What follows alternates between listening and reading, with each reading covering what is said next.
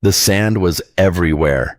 In Lieutenant James Brennan's mouth, his eyes the mechanisms of his rifle. Kuwait, February 1991, and the desert wanted to bury everything the Americans brought with them.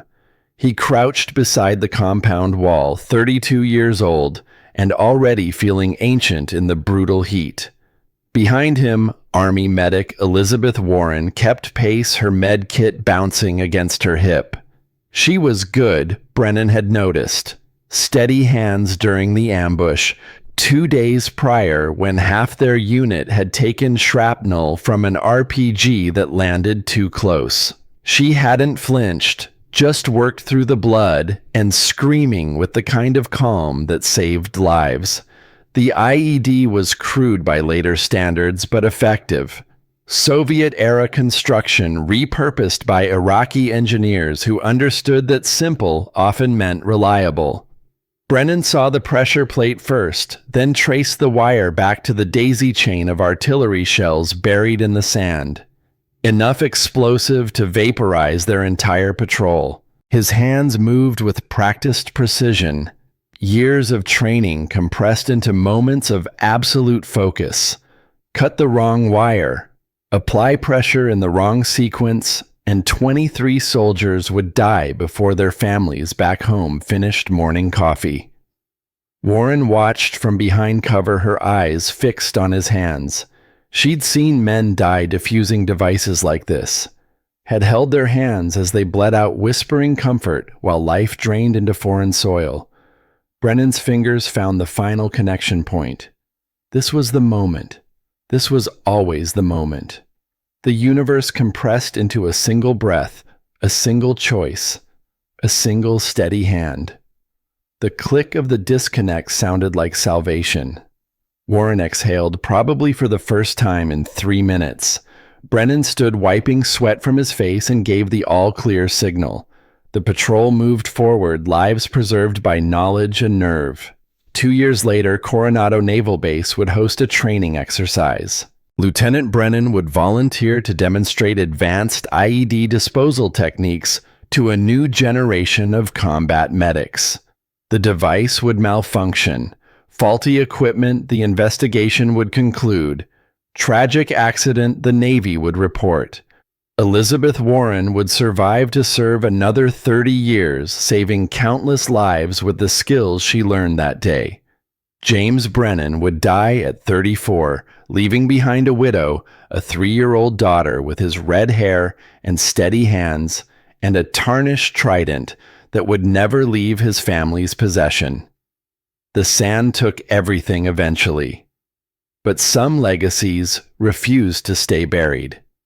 Commander Sarah Brennan stood before her office mirror, adjusting the collar of her service khakis with movements that had become ritual. 34 years old, the same age her father had been when Kuwait's sand had claimed him. The coincidence wasn't lost on her, though she'd learned long ago that dwelling on such things served no purpose. Her reflection showed the cost of 3 combat tours. A thin scar above her left eyebrow from shrapnel in Kandahar. Sun-weathered skin that no amount of California coastal living would soften. Eyes that had seen too much but refused to look away. Her hair, the same deep red her father had passed down, was pulled back in the regulation ponytail she'd worn since Bud's training. The trident pinned above her ribbon rack caught the morning light. Hers earned through 6 months of deliberate suffering that had broken men twice her size. But it was the second trident, tarnished and carefully wrapped in a small wooden box on her desk, that held her attention this morning. She opened the box, running her thumb over the oxidized metal. Her father's. The one he'd worn the day he'd saved Warren's life. The one he'd been wearing when the training device had torn him apart 2 years later. Sarah had been 3. Old enough to remember fragments. His laugh. The way he'd thrown her in the air and caught her with hands that never shook. The uniform hanging in the closet that her mother had finally boxed up when Sarah turned 12, the same year she'd announced her intention to follow him into naval special warfare. Her mother had said no. Had said hell no. had said, "Over my dead body would another Brennan throw themselves into that meat grinder."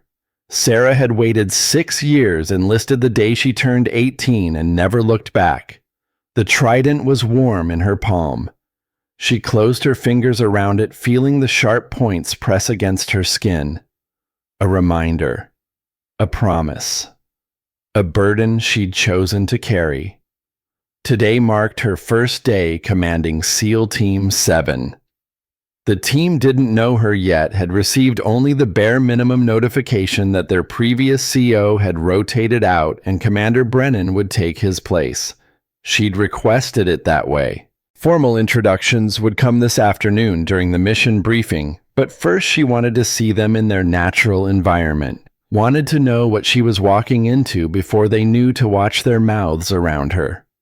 Sarah slipped her father's trident into her breast pocket, feeling its weight settle against her heart. Then she headed for the mess hall. Naval Amphibious Base Coronado buzzed with the particular energy of military dining facilities worldwide. Controlled chaos. Organized disorder. The mess hall at 1100 hours was packed with operators coming off morning PT, support staff grabbing quick lunches, and Marines from the Visiting Force Reconnaissance Unit that would be partnering with SEAL Team 7 on the upcoming joint operation. Sarah entered quietly, just another officer in service khakis, notable only if someone looked closely enough to see the trident that still turned heads in certain circles. Most didn't look. That was the beauty of anonymity, something she'd lose the moment she stood before her new team this afternoon. The food line moved with institutional efficiency. Salisbury steak that had never seen an actual steak, potatoes that achieved the perfect balance between overcooked and underseasoned, and vegetables that had long ago surrendered any pretense of freshness. Sarah filled her tray with the professionalism of someone who'd learned to eat whatever kept her functional. The dining room sprawled before her, tables arranged in loose clusters that reflected the invisible tribal boundaries of military life. SEALs with SEALs, Marines with Marines, support staff in their own corner, the eternal outsiders looking in. The acoustics turned conversation into a wall of sound words bleeding together into white noise, punctuated by occasional laughter. A table near the center drew her attention. 8 Marines, their table manners reflecting the particular confidence of men who'd seen combat and come back with stories. They sat like they owned the space, which in a way they did. Physical presence counted for something in this world, and these men had presence in abundance. The one doing most of the talking had the bearing of a senior NCO. Gunnery sergeant, if Sarah had to guess from the tattoos visible below his rolled sleeves and the way the others deferred to him. Late 20s, built like someone who treated the gym as a second religion, with a Texas accent that carried across the room. Jake Morrison. She'd seen his file that morning. 3rd-generation Marine, impeccable service record, 2 tours in Afghanistan with Force Recon. Father was a retired colonel who'd made his opinions about women in combat roles abundantly clear in several editorial pieces that had circulated through military circles. Son apparently shared the sentiment, according to the informal notes in his jacket that spoke of concerns about unit cohesion whenever female leadership was discussed. Lovely. Sarah navigated between tables, tray balanced, finding a path that would take her close enough to Morrison's group to overhear without being obvious about it. The mess hall was crowded enough that proximity meant nothing, just another body trying to find somewhere to sit. She was 3 feet from their table when Morrison's voice rose above the ambient noise. "I'm telling you, the intel's solid. 48-hour window, then we're wheels up."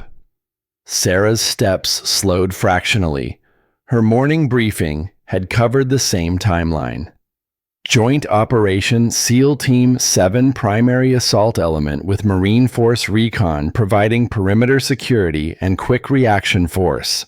4 American hostages held in a mountain compound that intelligence suggested was poorly defended but strategically positioned. She moved closer, adjusting her grip on the tray.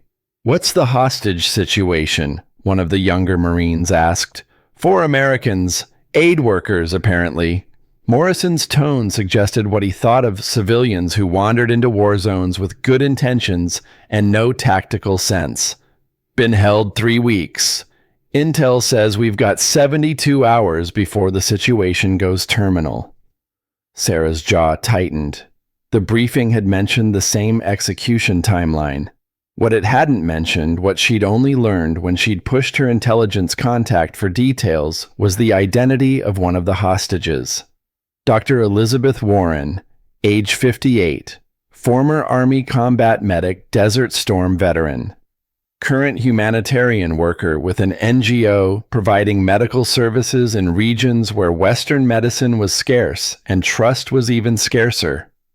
The woman Sarah's father had died training replacements for. The woman who'd sent a letter every year on the anniversary of James Brennan's death telling his widow and daughter about the lives she'd saved with the skills he'd helped her learn. 3 decades of letters. 3 decades of living the life James Brennan had bought with his own. This wasn't just another mission. This was personal in ways the morning briefing couldn't capture. Sarah squeezed past Morrison's table, the crowd forcing her into close proximity. She felt the tug on her ponytail before she registered the motion, a sharp backward jerk that snapped her head and sent hot anger flooding through her chest. She turned slowly, face carefully neutral, despite the rage screaming beneath her skin. Morrison had released her hair and was grinning at his companions, the casual cruelty of men who'd never faced consequences for such actions written in every line of his posture. "Whoa there, sweetheart." His Texas drawl made the endearment sound like an insult. "Admin offices are that way." He gestured vaguely toward the east side of the base. "This section's for operators." His table erupted in laughter. One of the younger Marines, barely old enough to have finished his first tour, added his contribution. "Yeah, let the operators eat in peace. You're blocking the view." Sarah felt her father's trident pressing against her chest.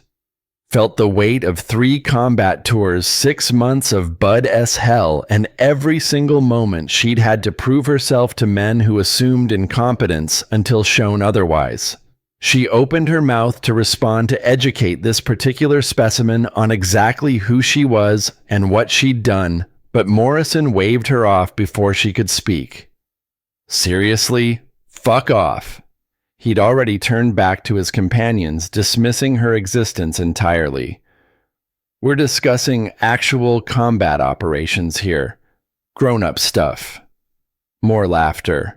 More casual cruelty from men who would never understand what it cost to stand in this room wearing this uniform, carrying the legacy she carried.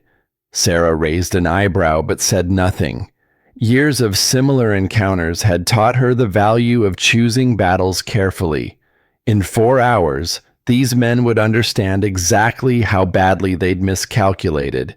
In 4 hours, she'd stand at the front of a briefing room and watch Morrison's face drain of color when he realized who she was. For now, patience. She found a corner table with a clear line of sight to Morrison's group and a position that kept her back to the wall. Old habits from too many phobies, where situational awareness meant the difference between going home and going home in a box. Her food was institutional and forgettable, but Sarah ate with mechanical efficiency, her mind already moving through the afternoon's challenges. The formal introduction to SEAL Team 7. The mission briefing. The first moment of contact with men who'd spent their careers in units that had only recently been forced to acknowledge that women could serve in combat roles. She'd seen the team roster. Lieutenant Marcus Webb, 28 explosives expert with a reputation for being technically brilliant and socially conservative. His father had served with James Brennan, which would either help or hurt, depending on whether Webb Sr. had shared his opinions about his friend's daughter joining the teams. Chief David Hutchison, 38 senior, enlisted with 2 decades of experience and the kind of quiet authority that came from watching young operators learn and die in equal measure. grandson of a Korean War veteran according to his file. Old military family traditional values likely to view female leadership with skepticism until proven otherwise. Petty Officer Kyle Jennings, 25 communications specialist from rural Wisconsin with perfect technical scores and no disciplinary issues. Unknown quantity. Could go either way. And then there was the Marine attachment. Morrison's Force Recon Unit, 8 operators including Corporal Emma Blackwell, 24 years old sniper school graduate, one of perhaps a dozen female Marine snipers currently serving. Sarah had made note of her name, specifically wondering if Blackwell faced the same casual dismissal from Morrison that Sarah had just experienced. Probably worse, actually. Morrison could ignore a passing officer. He had to work with Blackwell daily. Sarah finished her meal and checked her watch. 1,300 hours. 2 hours until the briefing. She needed to review the intelligence packet one more time, particularly the satellite imagery of the target compound. Something about the structure had tickled the back of her memory during the morning briefing, a familiar architectural pattern she couldn't quite place. She disposed of her tray, keeping her movements unhurried and unremarkable. Morrison's table had moved on to other topics, their voices loud with the particular confidence of men who believe themselves untouchable. As Sarah headed toward the exit, she allowed herself the smallest smile. Morrison had no idea what was coming. None of them did. 4 hours from now, everything would change. For now, she'd let them enjoy their certainty. Sarah's office in the Team 7 building was utilitarian in the way all military offices were utilitarian. Desk chair computer terminal filing cabinets with locks that theoretically kept classified material secure. The walls were bare except for a clock that ran 3 minutes fast and a photograph of the Naval Special Warfare Trident that someone had hung decades ago and no one had bothered to remove. Her predecessor had left the space clean, which she appreciated. No personal effects to pack away, no lingering presence to exercise. Just empty drawers and a fresh start that felt both promising and terrifying. Sarah locked the door and pulled the classified intelligence packet from her safe. She'd read it twice already, but details mattered.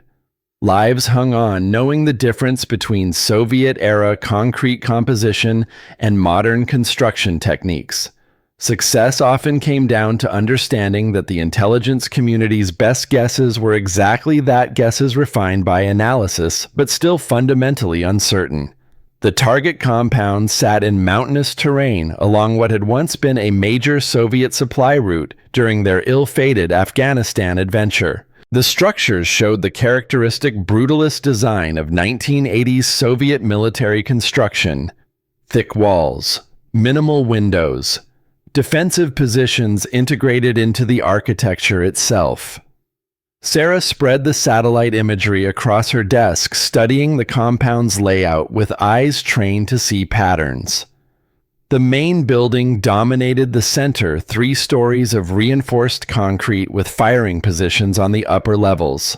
2 auxiliary structures flanked it, connected by covered walkways that would allow defenders to move between buildings without exposing themselves to airstrikes. Smart design for the Cold War era, when the Soviets had expected to face Mujahideen with RPGs rather than American JDAMs. But there was something else.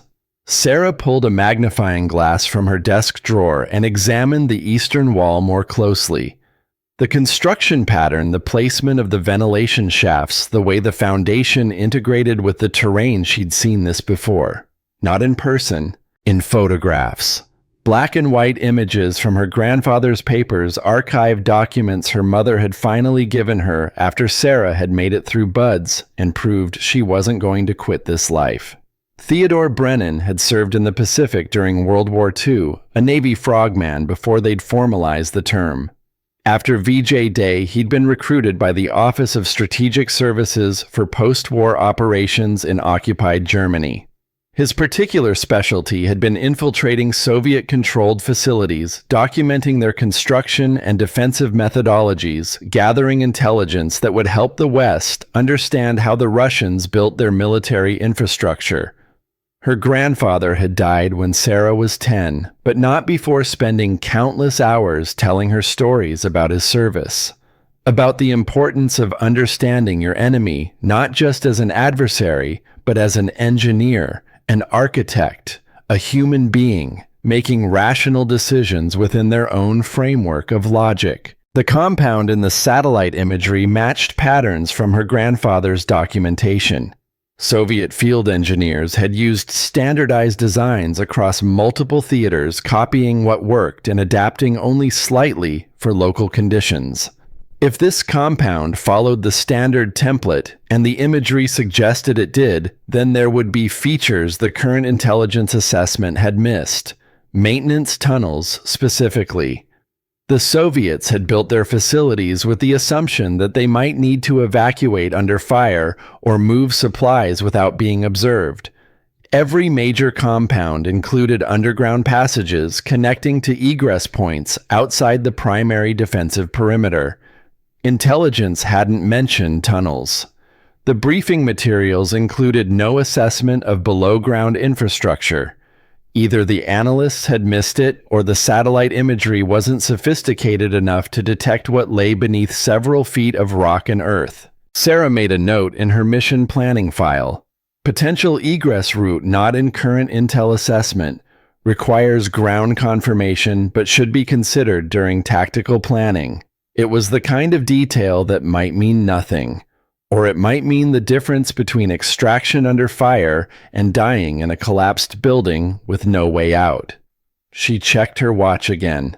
1400 hours. 1 hour until showtime. Sarah stood and moved to the small mirror mounted inside her locker door. Her uniform was impeccable as always. Ribbons in perfect alignment trident polished to a subdued shine that wouldn't reflect light during night operations. Hair regulation tight in its ponytail.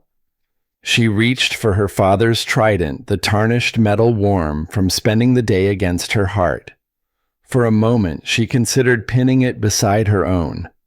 A visible reminder of legacy, of sacrifice, of the price her family had already paid for service. No. That wasn't today's message.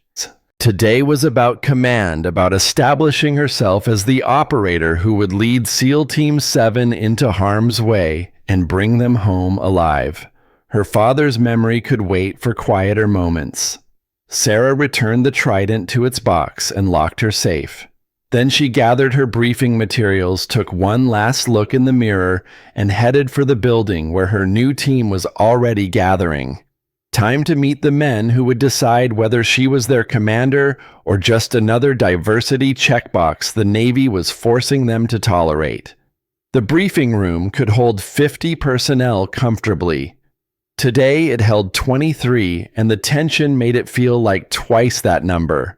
Sarah arrived early, entering through a side door that let her assess the room before anyone noticed her presence. The seating arrangement told her everything she needed to know about tribal allegiances and existing power structures. SEAL Team 7 occupied the front rows. 6 men, various ages and ranks, sitting with the loose confidence of operators who'd worked together long enough to develop their own unspoken communication patterns.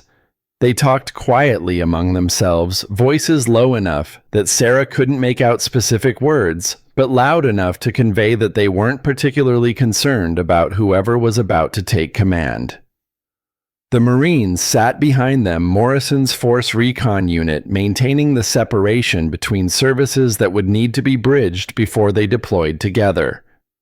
Morrison himself sat in the center of his group, still eating another protein bar, apparently his constant companion while holding court with the same casual authority he'd displayed in the mess hall. He hadn't seen her yet. None of them had. Sarah moved to the front of the room, setting her briefing materials on the podium with enough noise to draw attention without seeming to demand it. Conversations died in waves as operators looked up and registered her presence. She watched Morrison's face, watched the exact moment recognition hit him like a claymore mine at close range. The protein bar stopped halfway to his mouth. His complexion went from sun-weathered tan to ash gray in the span of 2 heartbeats. The wrapper slipped from his fingers and fell to the floor, forgotten. Sarah let the silence stretch. Let them all understand that something significant was happening, even if most of them didn't yet know what. Then she spoke, her voice carrying the particular authority of someone who'd earned the right to command through blood and competence rather than rank alone. Good afternoon. I'm Commander Sarah Brennan, SEAL Team 7. I'll be your commanding officer for this operation and all subsequent operations until such time as Naval Special Warfare Command decides otherwise. She let that sink in. Watch the micro-expressions. Webb's eyes narrowing in assessment. Hutchison's carefully neutral face that gave away nothing. Jennings looking between her and the SEAL Team veterans, trying to gauge the appropriate response. Morrison looked like he wanted the floor to open and swallow him whole. We deploy at 0400 tomorrow. Wheels up from North Island, target insertion 4300 hours local time. The mission is straightforward, but time sensitive. Sarah activated the projector, throwing satellite imagery onto the screen behind her. 4 hostages, all American civilians, working with an NGO providing medical services in the Coast Province region. They were taken 3 weeks ago by an insurgent group with ties to larger terrorist networks we've been tracking for the past 18 months. She zoomed in on the compound, highlighting key defensive positions. Intelligence suggests a 72-hour execution timeline. We're at hour 68. Our window is closing, gentlemen. This will be a joint operation. SEAL Team 7 provides primary assault element. Marine Force reconnaissance provides perimeter security and quick reaction force. Questions so far? Silence. They were still processing, still trying to reconcile the woman Morrison had dismissed in the mess hall with the commander now briefing them on a hostage rescue operation. Sarah continued walking them through the tactical plan with the kind of detail that demonstrated she'd done this before. Insertion routes, helicopter landing zones, enemy force estimates, rules of engagement, extraction contingencies. Every aspect of the operation laid out with professional precision. When she reached the discussion of approach angles to the primary structure, Lieutenant Webb raised his hand. Sarah nodded at him. Ma'am, the planned route exposes us for approximately 45 seconds while we cross from the low ground to the compound wall. That's a significant vulnerability window if the enemy has any competent defensive positions. Good question. Tactical thinking without the bullshit. Sarah appreciated that. Excellent observation, Lieutenant. Let me walk you through the ballistics. She pulled up a terrain analysis overlay. Primary enemy firing positions are here, here, and here, approximately 1,200 meters from our approach vector. Standard engagement ranges for the AK pattern rifles we expect them to be carrying. She pulled up her notes, the calculations she'd run that morning. At 1,200 meters, a 7.62 by 51 millimeter round, which is what we'd face from a Dragunov if they have a trained marksman worst-case scenario, has a flight time of approximately 1.8 seconds. Current weather forecast shows winds from the northwest at 8 to 12 knots, which translates to a drift of roughly 4.2 inches at that range. Sarah looked directly at Webb. By the time any competent enemy shooter acquires a target, compensates for wind and range, and takes a shot, we'll have reached the defilade position behind this terrain feature. Their effective window for engagement is less than 10 seconds. Against a moving target at that range in limited visibility conditions, their probability of hit drops below 15%. Acceptable risk given the timeline constraints we're operating under. The room had gone completely silent. Sarah had just demonstrated graduate-level understanding of ballistics terrain analysis, and tactical probability assessment. The kind of knowledge that came from years of study, combined with practical application under fire. Webb nodded slowly. Understood, ma'am. Thank you for the breakdown. Any other questions about the tactical approach? No hands. Sarah moved to the next phase of the briefing, detailing the breach methodology and building clearance procedures. She assigned specific roles matching operators to positions based on their personnel files and the capabilities their previous commanders had documented. Morrison hadn't said a word, hadn't raised his hand, hadn't made eye contact. He sat perfectly still, looking like a man watching his entire worldview collapse in real time. Sarah finished the tactical overview and moved to individual assignments. Lieutenant Webb, you'll lead the breach team. Your explosives expertise makes you the logical choice for initial entry. Chief Hutchison, you'll command the support element. I want your experience keeping the perimeter secure and our extraction route open.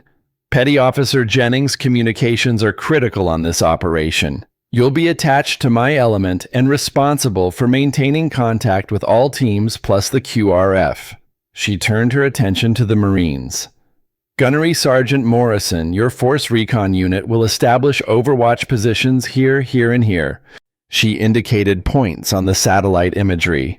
You'll provide suppressive fire during our approach and cover our extraction.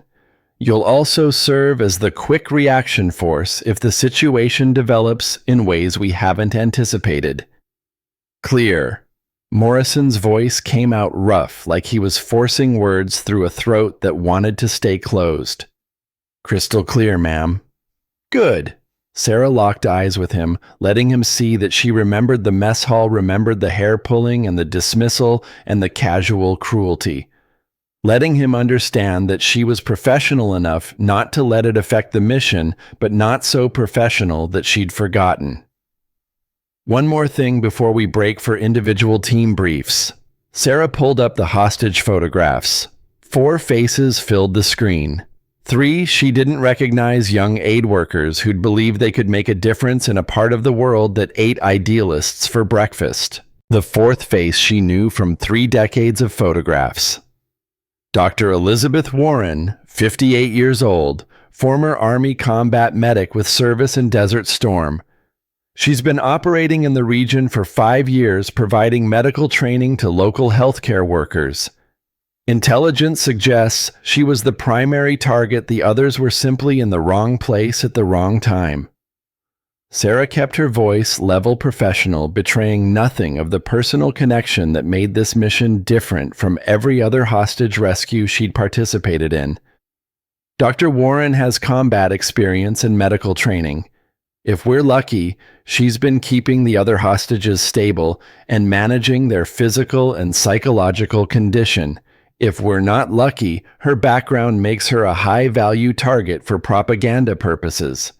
Either way, she's our priority extraction. She closed the presentation and faced her new team.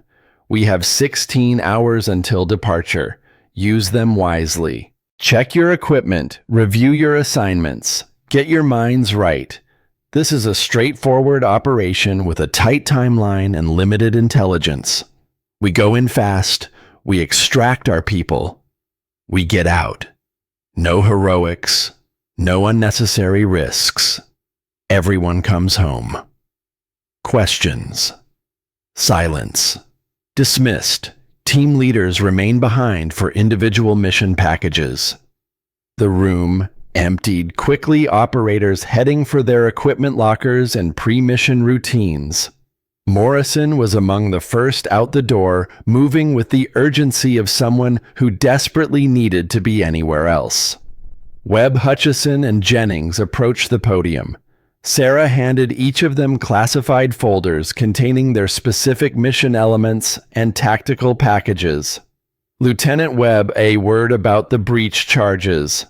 Ma'am, the compound walls are Soviet-era construction, likely reinforced concrete with aggregate that includes limestone from local quarries. standard composition for that era and region. Your C4 calculations need to account for approximately 20% additional density compared to standard modern concrete. Undershoot the charge and we're stuck outside. Overshoot and we risk structural collapse that could trap or kill the hostages. Webb opened his folder and checked the specifications she'd included. His eyes widened slightly. This is very specific intelligence, Commander. May I ask where you got the construction details? Sarah allowed herself the smallest smile. My grandfather spent time in occupied Germany after World War II documenting Soviet construction methodologies for the OSS. The intelligence community has mostly forgotten that era's institutional knowledge, but I've made it a point to study the family archives. Soviet field engineers used standardized designs across multiple theaters. If this compound matches the pattern and the imagery suggests it does, then these specifications should be accurate. Webb nodded slowly, a respect evident in his expression. Understood, ma'am. I'll adjust the calculations accordingly. Good. Chief Hutchison, you'll need to review the QRF coordination protocols with Gunnery Sergeant Morrison. I know inter-service operations can be challenging, but this mission requires seamless integration. Make it work. Aye, ma'am. Hutchison's gravelly voice suggested he'd dealt with more difficult challenges than coordinating with Marines. Petty Officer Jennings, the communications package includes frequencies and encryption keys for all elements. I want redundant systems checked twice. We cannot afford to lose contact during the critical phases of this operation. Understood, Commander. I'll personally verify every system before we load. Sarah dismissed them and gathered her briefing materials. The afternoon sun slanted through the windows, painting the empty room in shades of gold that reminded her of Kuwait sand in photographs. Her father had stood in rooms like this briefing operations he wouldn't survive, had probably felt the same weight of responsibility, the same understanding that his decisions would determine who lived and who died. Sarah touched the pocket where his trident rested, feeling its familiar weight. I've got this one, Dad, she whispered to the empty room. I'll bring them home. Then she locked the briefing room and headed for the armory. 16 hours until wheels up. 16 hours to make sure every piece of equipment worked perfectly, every operator understood their role, and every contingency had been planned for. 16 hours until she proved to SEAL Team 7 and Morrison's Marines that Commander Sarah Brennan had earned every bit of authority her rank implied. The mission would be straightforward. The politics would be complicated.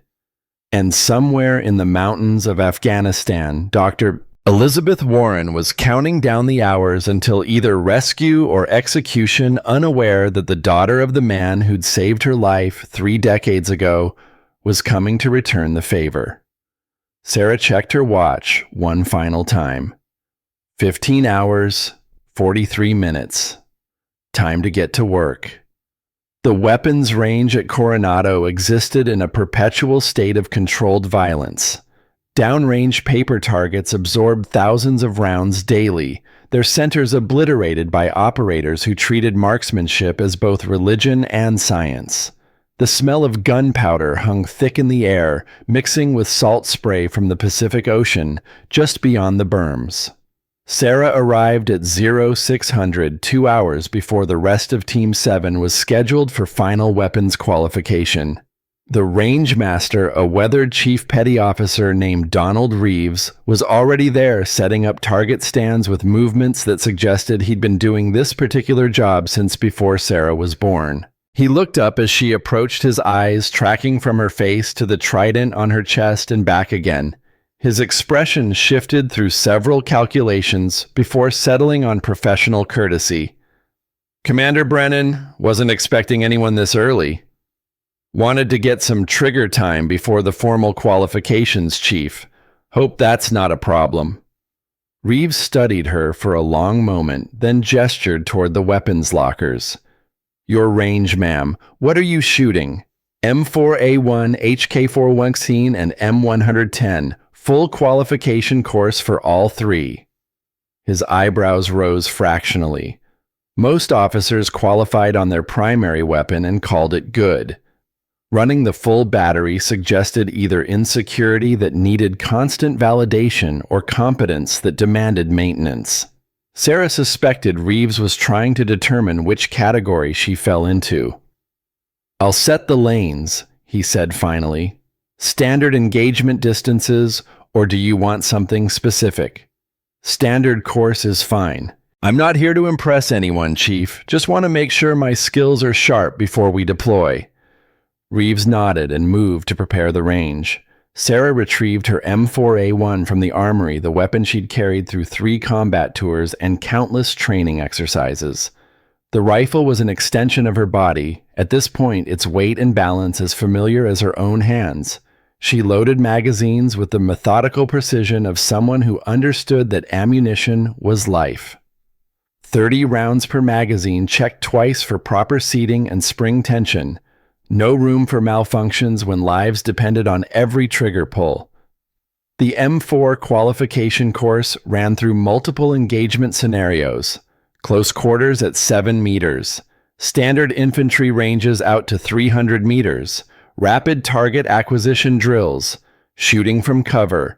Shooting while moving.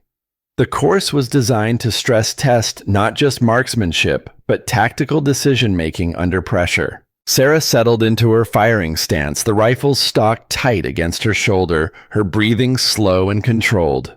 The first target appeared at 7 meters. She put 2 rounds center mass before most shooters would have acquired a proper sight picture. The morning passed in controlled bursts of noise and concentration. Each weapon received the same treatment. 40 rounds through the M4A1 perfect score. 50 rounds through the HK416 perfect score. The M110 sniper rifle required different techniques, different breathing patterns, but the results were identical. Every shot exactly where she'd intended it to go. By the time Team 7 arrived for their scheduled qualification, Sarah had already cleaned her weapons and was observing from the tower where Reeves tracked scores and called range commands. Lieutenant Webb was first up, his movements efficient but slightly rushed. He shot well, scoring in the high 30s out of 40 on his M4 course. Competent, but not exceptional. Chief Hutchison moved like a man who'd been shooting since childhood, which according to his personnel file was exactly the case. His grandfather had taught him to shoot at age 6, starting with a .22 rifle and working up to every weapon system the military offered. His score reflected that history. 40 out of 40, not a single miss. Petty Officer Jennings surprised Sarah with his marksmanship. The communications specialist from rural Wisconsin put 38 rounds exactly where they needed to be, his farm boy background translating into the kind of practical shooting that came from necessity rather than tactical training. The Marines arrived as Team 7 finished Morrison's Force Recon unit, moving with the aggressive confidence of men who believe themselves the apex predators of the military food chain. They shot well, as Sarah expected. Force Recon selection standards demanded it. Corporal Emma Blackwell shot last among the Marines, and Sarah paid particular attention. The young sniper moved with careful precision, her body language suggesting someone who'd learned to be perfect because anything less would be used as evidence of inadequacy. Blackwell's score matched Hutchison's. 40 out of 40, not a single miss, with groupings tight enough to suggest she could have done it blindfolded. Morris and Sarah noticed, didn't congratulate her, didn't acknowledge the exceptional performance at all. He simply moved to the next lane and began his own qualification as if Blackwell's competence was somehow threatening rather than commendable. Sarah descended from the tower as the Marines finished their quals. She walked to where her M4A1 stood in its rack, removed it, and without announcement moved to the lane beside Morrison. Conversations stopped. Operators who'd been packing gear or reviewing scores turned to watch.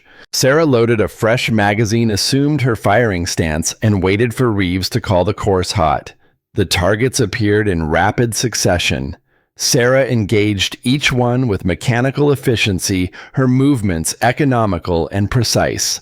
No wasted motion, no hesitation, just smooth trigger pulls and the particular rhythm of controlled violence that separated professionals from amateurs. 40 rounds, 40 hits. Center mass groupings tight enough that most of the holes overlapped. She cleared her weapon, made it safe, and stepped back from the line. The silence stretched for 3 long seconds before someone in the back muttered just loud enough to be heard. "Guess they taught marksmanship in admin school." Sarah didn't respond. Didn't need to. The target downrange spoke for itself. Morrison stared at his own target, then at hers, his jaw working like he wanted to say something but couldn't quite form the words. His score had been 37 out of 40. Excellent by any standard, but standing next to Sarah's perfect performance, it looked insufficient. Reeves called down from the tower, his gravelly voice carrying across the range. "Commander Brennan, that's the 3rd perfect score I've seen you shoot this morning. Your grandfather taught you that." Sarah looked up at the tower, surprised that Reeves knew anything about her family history. The old chief must have seen her confusion because he continued. "Theodore Brennan taught me to shoot at Camp Pendleton in 1968. I was 18 years old and convinced I knew everything about rifles. Your grandfather spent 3 days showing me exactly how wrong I was." Reeves smiled, the expression softening his weathered face. "You got his eye, Commander. And his patience. He'd be proud of what you've become." Sarah felt something tight in her chest loosen slightly. Recognition from someone who'd actually known her grandfather meant more than 1,000 perfect scores. "Thank you, Chief. That means a great deal." "Just calling it like I see it, ma'am." Reeves made a notation on his clipboard. "Team 7 and Marine Attachment are all qualified. You're clear for deployment." Sarah secured her weapon and headed for the equipment lockers. Behind her, she heard Morrison's voice, low and angry, talking to one of his Marines. The words were indistinct, but the tone was clear. He was realizing that his assumptions had been catastrophically wrong, and the realization wasn't sitting well. Good. Let him stew in it. They had work to do, and personal feelings couldn't be allowed to interfere with mission success. But as Sarah walked away from the range, she allowed herself the smallest smile of satisfaction. That would give them something to think about during the long flight to Afghanistan. Sarah reviewed Webb's breach calculations one final time in the mission planning room. The Soviet construction analysis checked out. Everything was ready. 6 hours until wheels up. Time to get some rest before everything started moving too fast to think. She pulled out her phone and scrolled to a photo she'd taken years ago. Her father's dress uniform laid out on her mother's bed the day they'd buried him with full military honors. Sarah had been too young to attend the funeral, too young to understand what it meant that he wasn't coming home. But she'd taken the photo anyway, some instinct telling her to preserve the memory before it was packed away. The uniform in the photo looked impossibly large, larger than the man she barely remembered. But the trident pinned above the ribbons that was exactly the right size, the same size as the one pressing against her heart right now. "I'll bring them home, Dad," she whispered to the empty room. "I'll bring all of them home." Then she locked the mission planning room and headed for the barracks. 6 hours until wheels up. Time to get some rest before everything started moving too fast to think. The MH-60 Black Hawk helicopters sat on the tarmac at Naval Air Station North Island, their rotors still and silent in the pre-dawn darkness. Crew chiefs performed final inspections, checking fuel systems and weapons mounts with the methodical precision of people who understood that small oversights could become fatal failures at 8,000 feet. Sarah arrived at the staging area at 0330, 30 minutes before the scheduled departure. The rest of Team 7 was already there, operators moving through pre-flight rituals with practiced efficiency. Some checked weapons for the third or fourth time.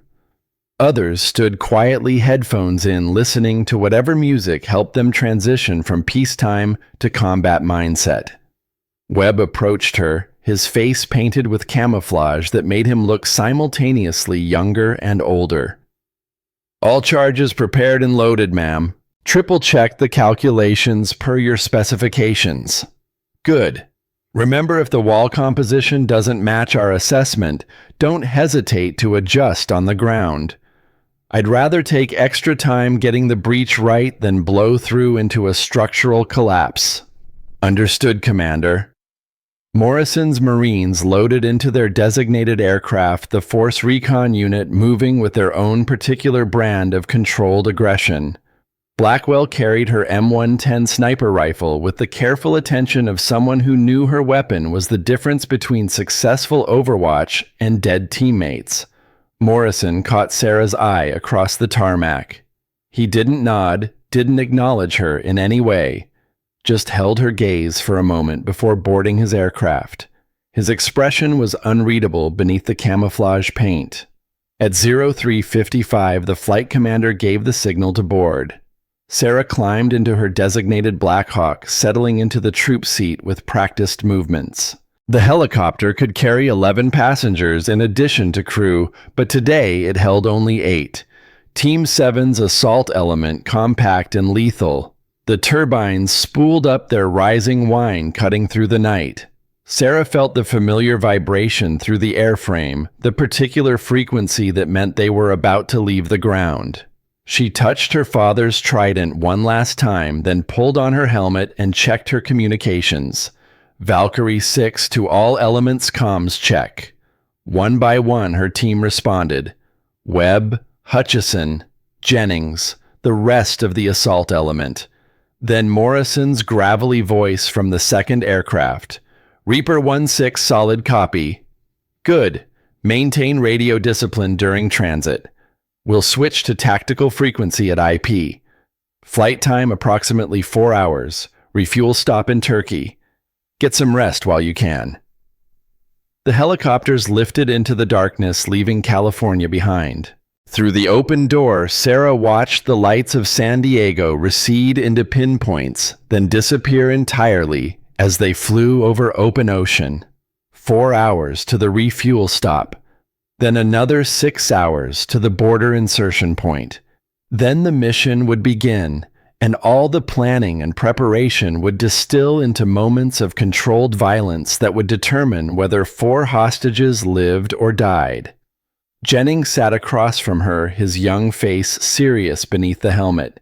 He caught her looking and gave a slight nod, trying for confident but achieving somewhere closer to determined. Sarah smiled behind her face mask. That was the thing about combat operations. Everyone was scared. The professionals just learned to function despite the fear. She closed her eyes and let the helicopter's vibration lull her into the light sleep that operators learn to achieve anywhere, anytime. Rest was a weapon as important as ammunition. She'd need all her sharpness for what was coming. The helicopter flew east through the darkness, carrying them toward mountains where hostile forces held American citizens and waited for the rescue attempt they surely expected. Everything depended on speed, surprise, and the willingness to do violence more effectively than the enemy could respond. Sarah's last conscious thought before sleep claimed her was of Dr. Elizabeth Warren, somewhere in those mountains, counting down the hours until execution or rescue. Unaware that James Brennan's daughter was coming to finish what her father had started 3 decades ago in different sand, under different circumstances, but with the same unwavering commitment to bringing Americans home. The helicopters flew on through the night, carrying Sarah toward the moment that would define her command and prove whether she truly earned the right to wear her father's legacy. The refuel stop in Turkey passed in a blur of organized chaos. Fuel trucks, security perimeters, intelligence updates that changed nothing substantive but added minor details to their tactical picture. Sarah used the 30-minute stop to review satellite imagery one more time, looking for changes in the compound's defensive posture. Nothing obvious. The enemy either didn't know they were coming or was confident enough in their defensive position not to bother with additional preparations. Sarah hoped for the former, but planned for the latter. The second leg of the flight took them into darker skies, leaving the lights of civilization behind for the mountainous terrain of Afghanistan. The landscape below was invisible in the pre-dawn darkness, but Sarah knew it intimately from previous deployments. Harsh valleys, peaks that scraped 10,000 feet, rivers that ran seasonal and angry. Beautiful country if you could ignore the centuries of blood soaked into its soil. At 04:15 local time, they crossed into Afghan airspace. The helicopters dropped to nap of the Earth altitude following terrain contours to avoid radar detection. The flight became rougher, the aircraft banking and diving to maintain their low profile. Sarah felt her stomach protest the aggressive maneuvering but forced it down through sheer will. Air sickness was for rookies.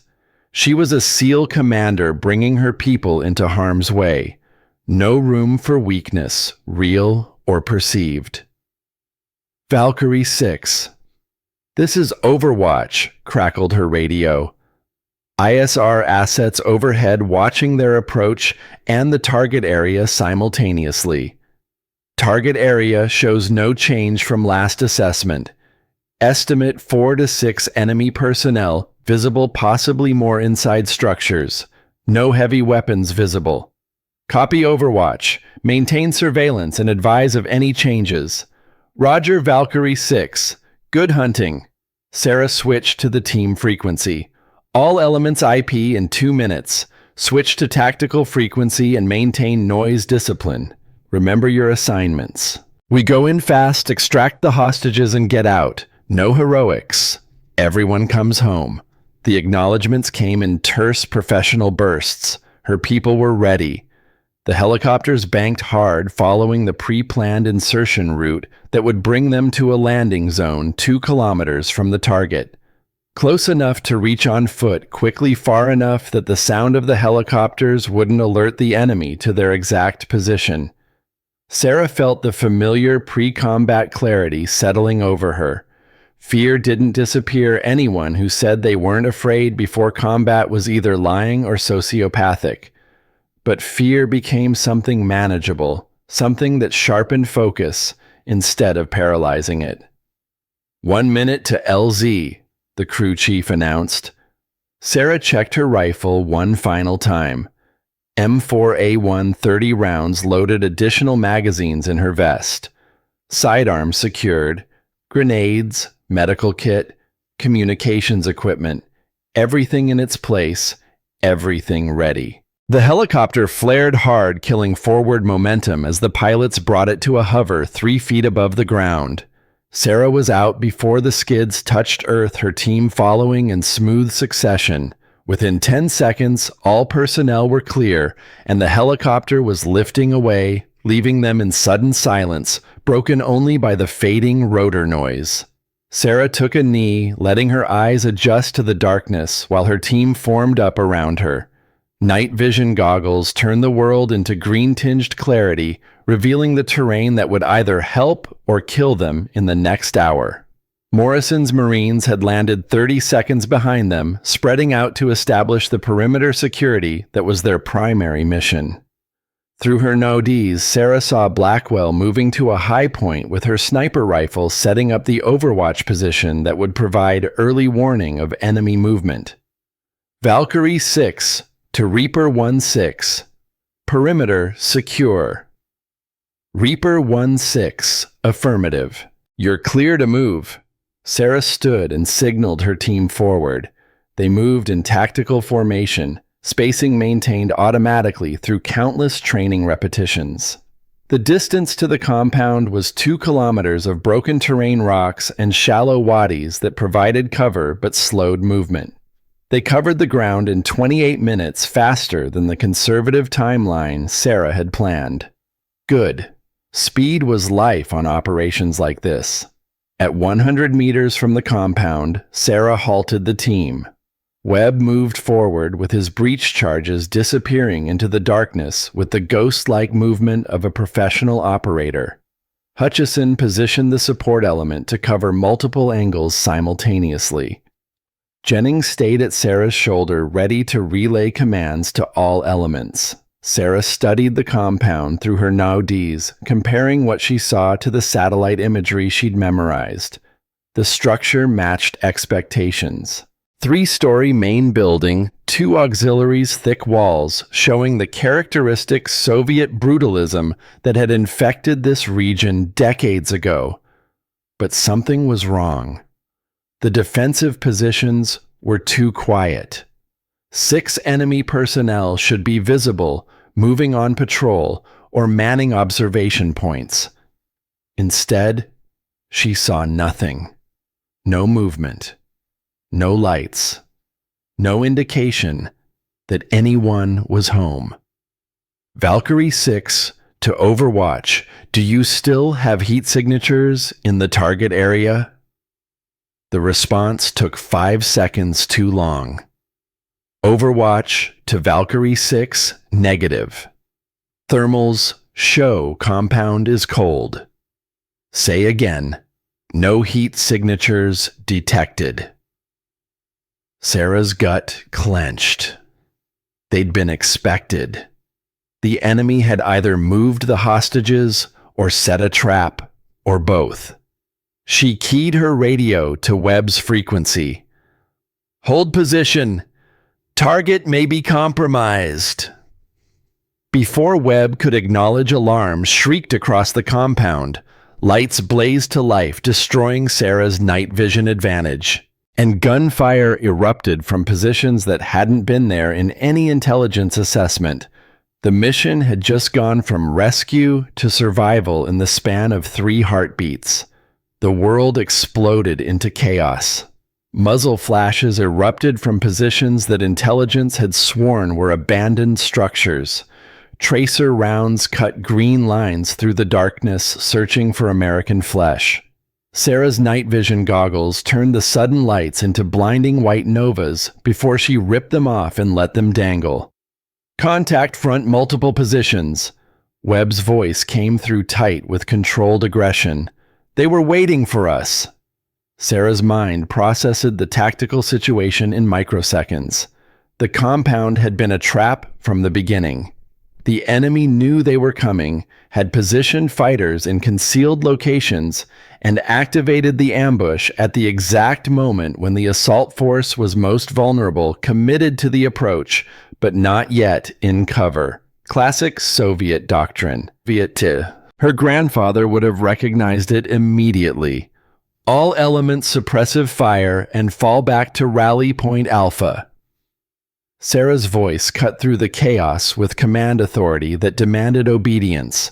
Reaper 1-6, we need fire support on the compound's eastern positions now. Morrison's response was immediate. Reaper engaging. The distinctive crack of Blackwell's M110 sniper rifle punctuated the chaos. Somewhere in the compound, an enemy fighter discovered that standing near a light source made for easy target acquisition. The light shattered as the body fell. But there were more. So many more than intelligence had suggested. Sarah counted at least 15 muzzle flashes, possibly 20. They were outnumbered, outgunned, and caught in the open with minimal cover. Webb's grenade launcher thumped, sending 40mm high explosive rounds into the defensive positions. The explosions provided momentary suppression enough for Team 7 to bound backward toward the relative safety of the wadi they'd crossed minutes earlier. Sarah ran in controlled bursts using every scrap of terrain for concealment. Bullets snapped past her head with the distinctive crack that meant they were close enough to feel the sonic pressure. One round struck her plate carrier, the impact like being punched in the chest by an angry heavyweight. The ceramic plate held distributing the energy across her torso, but it hurt like hell. She made it to the wadi and dropped into cover beside Hutchison. The chief was already on his radio coordinating with Morrison's Marines to establish interlocking fields of fire that would prevent the enemy from pursuing their momentary advantage. "Webb status," Sarah demanded. "Assault element intact, no casualties. We're pinned down but holding small miracles. They'd survived the initial ambush without losses." Now came the hard part, figuring out what the hell had happened to the hostages, and whether this entire operation had been compromised from the beginning. "Jennings, get me Overwatch right now!" The young communications specialist was already working his equipment, his hands steady, despite the bullets impacting the dirt 6 inches from his position. "Overwatch is trying to raise us, ma'am. Multiple transmissions coming through." Sarah grabbed the handset. "Overwatch, Valkyrie 6. Situation has developed. Target was pre-positioned for ambush. Need immediate assessment of thermal signatures in alternate structures.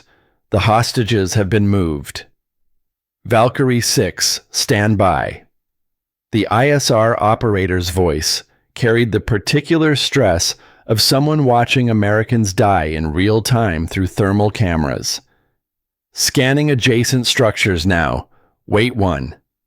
The firefight continued with the intensity of sustained combat. Morrison's Marines were pouring fire into the compound from their elevated positions, forcing the enemy to stay under cover rather than maneuvering to flank the trapped SEAL element. Sarah made a mental note to thank the gunnery sergeant if they survived the next 10 minutes. "Valkyrie 6 Overwatch. We have thermal signatures 200 meters north of primary target. Secondary structure appears to be old Soviet-era construction, matches the architectural profile you briefed. Count 4 hot signatures, 3 mobile and 1 stationary. Assess the stationary signature may be injured or restrained." Sarah's mind raced. 200 meters north.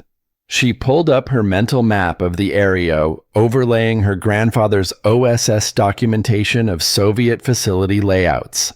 If this compound followed standard patterns, the secondary structure would have been an auxiliary command post or communications facility.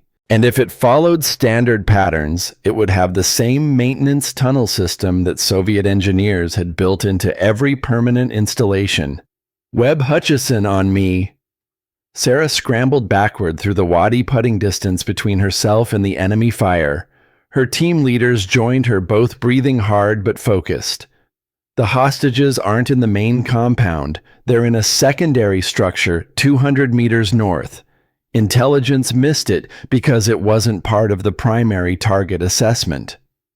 Webb wiped blood from his face where shrapnel had opened a shallow cut across his cheek. "How do we get there without fighting through the entire enemy force?" Sarah pulled out her laminated map and pointed to the topography.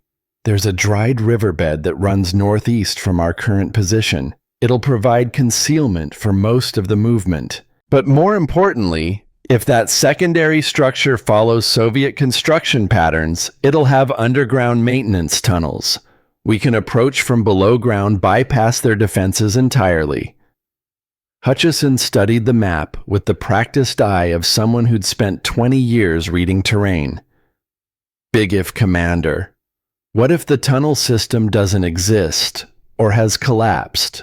Then we adapt. But I'm betting Soviet engineers didn't change their doctrine between Germany and Afghanistan. They built redundancy into every facility. The tunnels exist." Webb nodded slowly. "It's our best option. Trying to fight through that ambush force would take too long, and we're already at hour 70 of the execution timeline. We don't have time for a conventional assault." Sarah keyed her radio.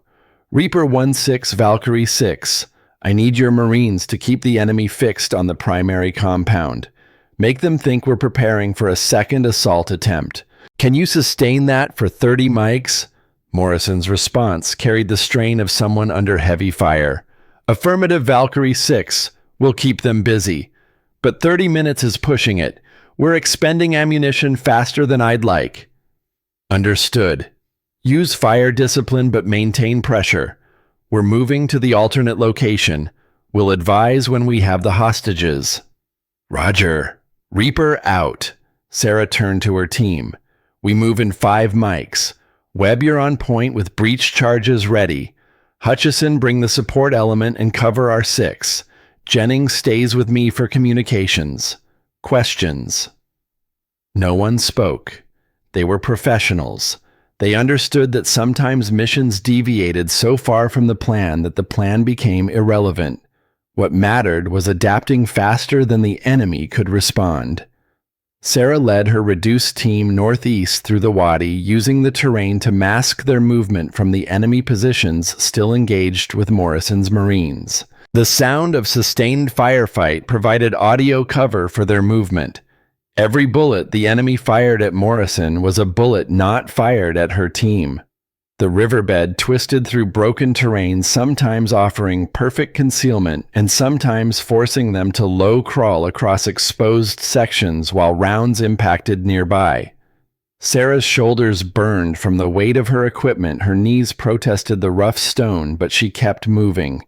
Pain was temporary. Failure was permanent. After 18 minutes of movement that felt like hours, they reached the position Overwatch had identified. The structure was smaller than the main compound, partially collapsed on one side, seemingly abandoned. But thermal imaging didn't lie. 4 heat signatures inside meant hostages or guards or both. Sarah studied the building through her rifle scope. Soviet construction, definitely. The characteristic brutalist design, thick walls, minimal windows. But something about the foundation caught her attention. A ventilation shaft barely visible in the pre-dawn darkness protruding from the ground 30 meters from the main structure. Exactly where maintenance tunnel access would be if Soviet engineers had followed their standard template. Webb, see that ventilation shaft?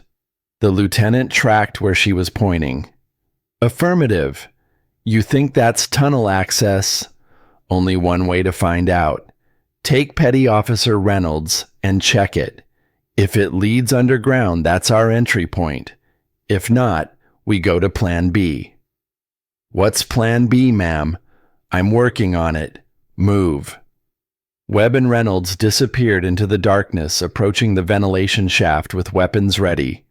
Sarah watched through her scope, providing overwatch while simultaneously monitoring the ongoing firefight at the main compound through her radio. Morrison's Marines were holding, but barely. The enemy had realized the initial assault had failed and was beginning to probe for weaknesses in the Marine defensive positions. If they found one, if they managed to flank Morrison's unit, the entire operation would collapse into a fighting retreat that might leave hostages and operators dead. Commander, you need to see this. Webb's voice carried excitement and vindication in equal measure. The shaft connects to a tunnel system. Looks intact Soviet construction throughout. It runs directly under the target structure. Sarah allowed herself 3 seconds of satisfaction. Her grandfather's documentation had been right.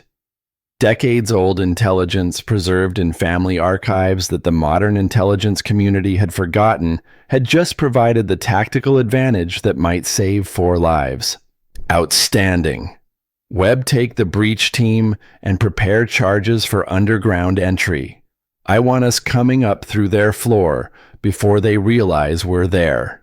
Aye, ma'am, but Commander, the tunnel is tight. We'll have to move single file, and if there's any resistance inside, we'll be in a fatal funnel with no room to maneuver. I know, that's why I'm going first.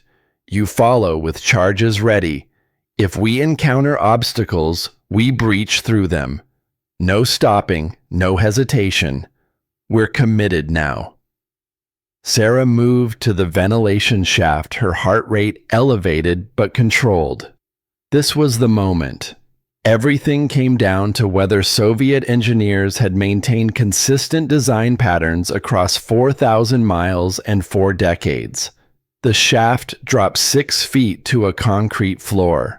Sarah lowered herself carefully, her rifle preceding her into darkness that her weapon light turned into harsh shadows and uncertain angles. The tunnel stretched in both directions, maybe 4 feet high and 3 feet wide. Tight quarters for combat, but perfect for concealment. She moved forward in a combat crouch, every sense heightened to maximum alertness. Behind her, Webb and the breach team followed in single file, their movement surprisingly quiet despite the confined space and heavy equipment. The tunnel ran for 40 meters before terminating at a heavy steel door. Soviet-era construction, definitely. Sarah examined the locking mechanism with her weapon light, recognizing the design from her grandfather's documentation. Mechanical rather than electronic. Simple, but effective, and vulnerable to someone who understood the engineering principles behind it. Sarah pulled out her multi-tool and went to work. The lock was corroded but functional.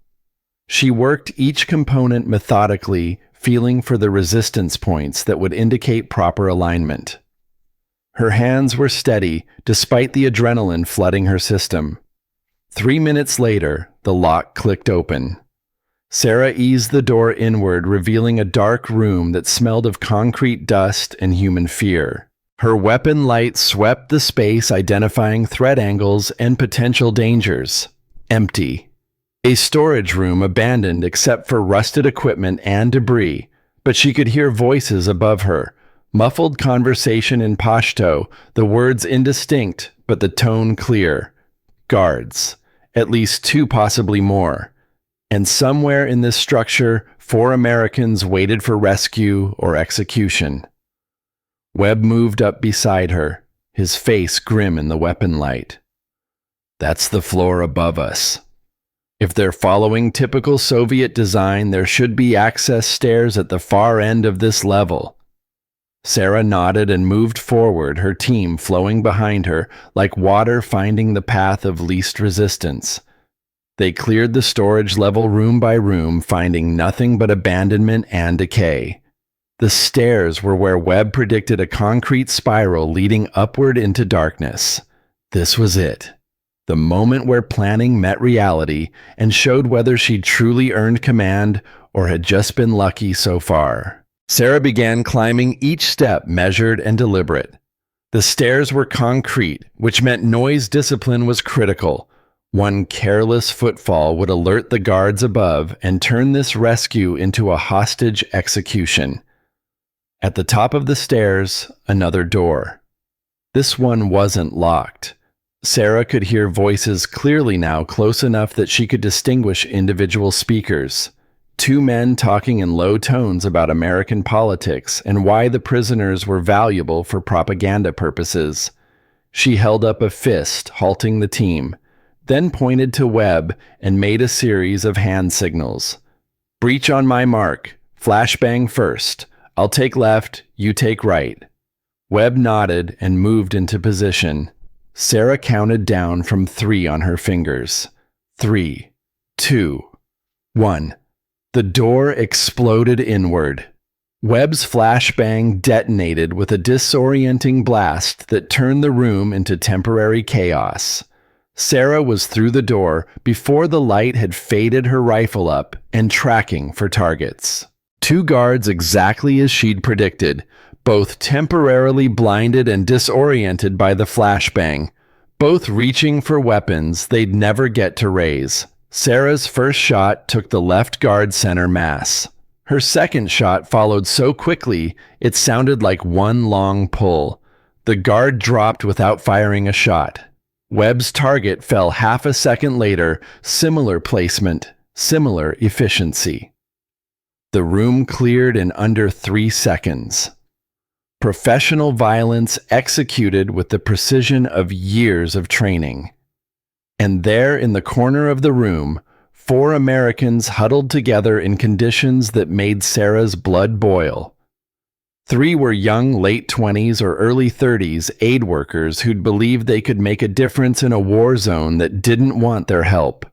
They were dirty, malnourished, showing signs of rough treatment, but nothing immediately life-threatening. The 4th hostage was older. Gray hair, weathered face, eyes that had seen too much suffering. She sat apart from the others, her left leg clearly injured and infected based on the crude bandaging and fever flush across her face. Dr. Elizabeth Warren, the woman James Brennan had died training replacements for. The woman who'd sent letters for 30 years telling his family about the lives she'd saved with skills he'd helped her learn. Recognition flashed in Warren's eyes as Sarah approached. Something about the face, the bearing the way Sarah moved, triggered memories from 3 decades ago. Chen, Warren's voice was hoarse from dehydration and infection. Sarah Chen, no wait. Brennan, Sarah Brennan, oh God, you're James's daughter. Recognition hit Warren like a physical blow. Tears cut tracks through the dirt on her face. He saved my life. Kuwait 91. I watched him die 2 years later knowing I was alive because of him. And now you're here, his daughter, saving mine. Sarah knelt beside Warren, her own eyes burning. Yes, ma'am. And I'm getting you out of here, all of you. That's what Brennans do. We bring people home. They nodded mutely, too shocked to speak. Good. Stay close and do exactly what we tell you. Sarah turned to Jennings. Get Overwatch on the line. Tell them we have the hostages and need immediate extraction from alternate LZ. Coordinates to follow. She started an IV line in Warren's arm, pushing antibiotics and fluids that the older woman desperately needed. Warren's infection was serious, possibly life-threatening if not treated aggressively. But she was conscious, she was mobile enough with support, and most importantly, she was alive. Your father, Warren whispered as Sarah worked. He saved my life in Kuwait. 91. Then he died training the next generation. I've thought about him every day for 30 years. Every life I saved, every person I helped, that was his legacy. I know, ma'am. You sent letters. My mother saved every one. And now I'm returning the favor. But we need to move. Can you walk with support? Warren nodded, gritting her teeth against obvious pain. I can do whatever it takes to get out of here. Sarah helped Warren to her feet, supporting the older woman's weight, while Webb organized the other hostages for movement. They were about to head for the stairs when the building shook with a massive explosion. The eastern wall collapsed, inward debris and dust filling the air. Through the gap, Sarah could see the pre-dawn sky and the flashes of ongoing combat. An RPG had struck the structure, whether by accident or design unclear, but the result was undeniable. Their planned escape route through the tunnel was now blocked by tons of rubble. They were trapped on the upper floor with hostages' limited ammunition and an enemy force that knew exactly where they were. Webb's voice cut through the chaos. Commander, tunnels collapsed. We can't get back the way we came. Sarah's mind raced through options, discarding impossibilities and focusing on what might work. The building was structurally compromised. Another RPG hit could bring the entire thing down on top of them. They needed a new exit route, and they needed it immediately. And then she saw it. A ventilation shaft in the ceiling partially exposed by the blast damage. Soviet engineers had built redundancy into everything, including emergency escape routes. Webb that shaft in the ceiling. Does it look large enough for personnel? Webb assessed quickly. Barely, ma'am. We'll have to go one at a time, and the hostages will struggle. But it's possible. Then that's our exit. Get charges on that grating and blow it open. We're going up and out. While Webb prepared the breaching charge, Sarah coordinated with Morrison. Reaper 1-6 Valkyrie 6.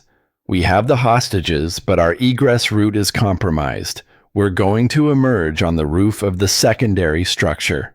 We need immediate suppression of enemy positions and extract helicopters at alternate LZ November 7. How copy? Morrison's response was strained. Solid copy Valkyrie 6. But be advised, enemy is pushing hard on our position. We're danger close on ammunition. Can give you maybe 10 mics of sustained suppression, then we'll need to displace or risk being overrun. 10 minutes. They had 10 minutes to get 4 hostages and 8 operators through a ventilation shaft across a damaged roof and to an evacuation point while under fire from an enemy that outnumbered them 3-1. Sarah touched her father's trident through her plate carrier. Then we make it work. Stand by for our emergency. Webb's charge detonated with a sharp crack, blowing the ventilation grating clean off. The shaft beyond looked barely wide enough for a person, let alone someone carrying equipment. Hostages first, Sarah ordered. Webb, you boost them up. Hutchison, you're receiving on the roof. Get them to the LZ as fast as possible. The young aid workers went first, fear overcoming hesitation, as Webb literally shoved them up into the shaft. They scrambled through with the desperate strength of people who knew death was the alternative.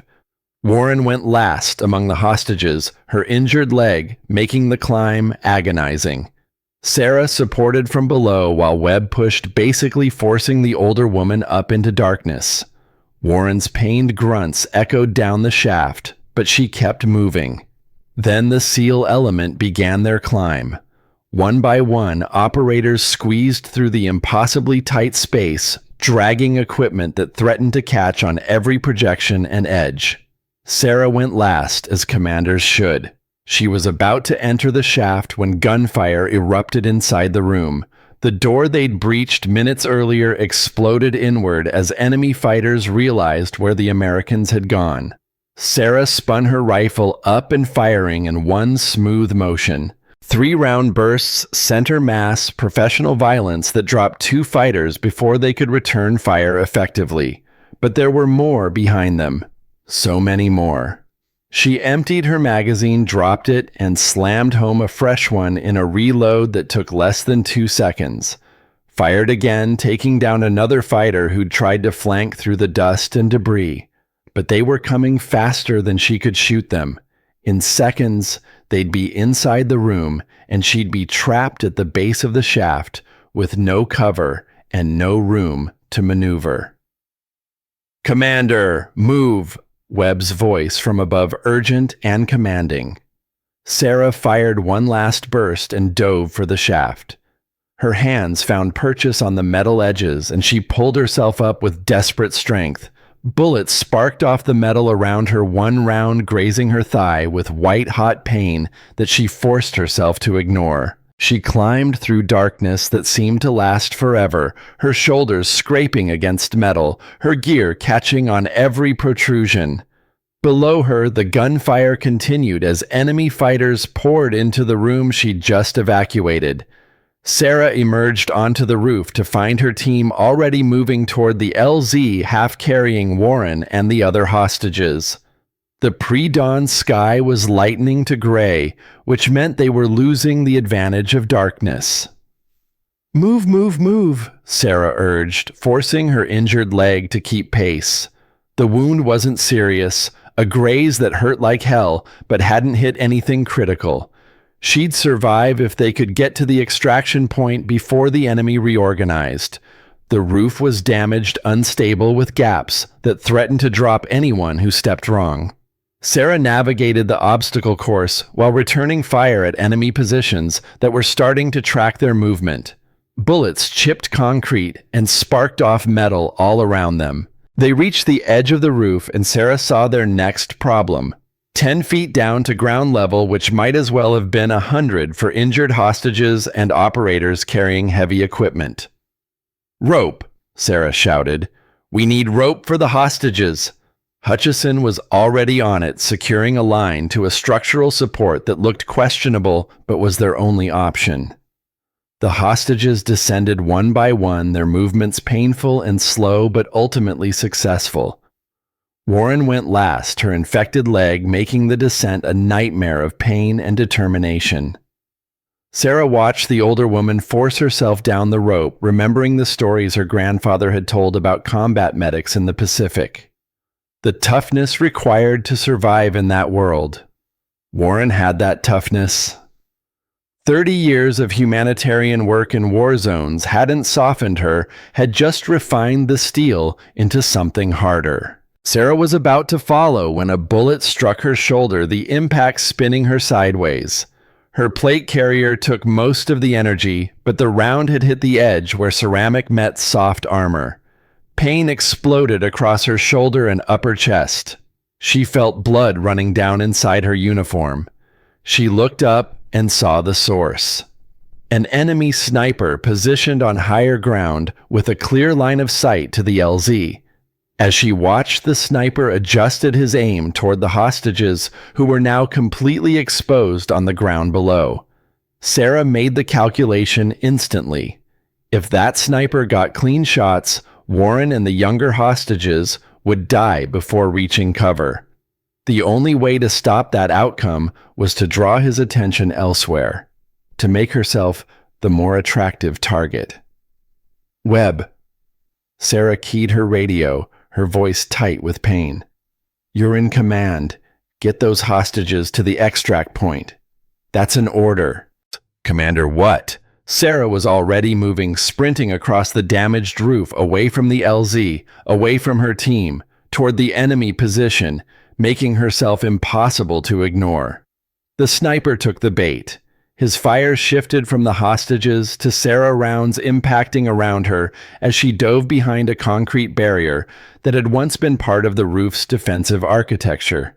She returned fire, not aiming for kills, but for suppression, making the sniper keep his head down, keeping his attention focused on her instead of the Americans escaping below. Reaper 1-6, Valkyrie 6. Sarah's voice carried the strain of someone fighting alone against impossible odds. I've got a sniper pinning down the LZ. I'm drawing his fire, but I need immediate support. Morrison's response was instant. Reaper 1-6 copies. Blackwell is shifting position now. 30 seconds that felt like an hour. Sarah fired, displaced, fired again from a new position. The enemy sniper was good tracking her movement and putting rounds close enough that she felt the impacts through the concrete. Her shoulder burned with every movement, blood loss making her movements slightly sluggish. Then Corporal Emma Blackwell's M110 spoke once. A single shot from 800 meters away. The enemy sniper pitched backward and moved no more. Sarah slumped against her barrier, breathing hard. Good shot, Reaper. Outstanding shot. But she wasn't done yet. Through a gap in the debris, she could see her team reaching the LZ, could see the helicopters approaching their rotors, beating the air into submission, could see safety just 200 meters away. And between her and safety, an entire enemy force was realizing that most of the Americans had escaped and only one was left behind on the damaged roof. Sarah checked her ammunition. 2 magazines remaining, maybe 60 rounds total. Against 20-plus enemy fighters who would be coming for her any second now. She touched her father's trident one last time. Sorry, Dad. Did my best. Then Morrison's voice cut through her radio, angry and determined. Commander, you stay right where you are. I'm coming for you. Negative, Reaper. That's a direct order. Get those hostages on the birds and get clear. With all due respect, ma'am, fuck your direct order. I don't leave commanders behind. Blackwell, you're in command. Get the hostages extracted. I'm going back for her. Sarah tried to protest, but Morrison had already cut his radio. She saw him break from cover, sprinting toward her position while laying down fire that forced the enemy to seek cover rather than advancing. He was going to die trying to save her, was going to throw his life away on a hopeless rescue that served no tactical purpose except satisfying some code of honor that demanded he fix his earlier disrespect. But Sarah couldn't deny that watching Gunnery Sergeant Jake Morrison charge through enemy fire, defying her direct orders to save her life, felt like a kind of redemption she hadn't known she needed. Morrison reached her position and dove behind the barrier, breathing hard but grinning like a maniac. "Ma'am, you really need to work on your extraction timing." "I gave you a direct order, Sergeant." "Yes, ma'am, you did. I'll accept whatever punishment you think is appropriate. After we get out of here alive." Together they laid down covering fire while retreating toward the LZ. 2 operators against 20-plus enemies wounded and low on ammunition, fighting for every meter of ground. A bullet caught Morrison in the arm, spinning him sideways. Sarah grabbed his gear and pulled him behind cover, returning fire with her last magazine, while the gunnery sergeant applied a hasty pressure dressing to his wound. "We're not making it to the LZ on foot," Morrison said, his Texas drawl strained with pain. "We need another option." Sarah's vision was starting to narrow from blood loss, but her mind was still tactical. "The helicopters can't land under this fire. We need to create distance and reduce the threat profile." She pulled out her last 2 grenades. Fragmentation. Useful for area denial, but not decisive against an entrenched enemy, unless... Sarah studied the building they'd just evacuated. Structurally compromised by the RPG hit. Eastern wall already collapsed. Supporting columns visible and damaged. Another substantial explosion in the right location might bring the entire structure down.